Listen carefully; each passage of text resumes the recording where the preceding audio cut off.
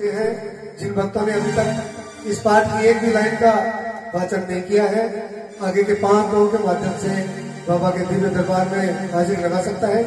बोलिए बालाजी महाराज की जय हो। देखो फागुन को महीनों है तो धमाल को ऊपर धमाल तंज पाकर पाठ प्रोग्राम हो। अब या धमाल को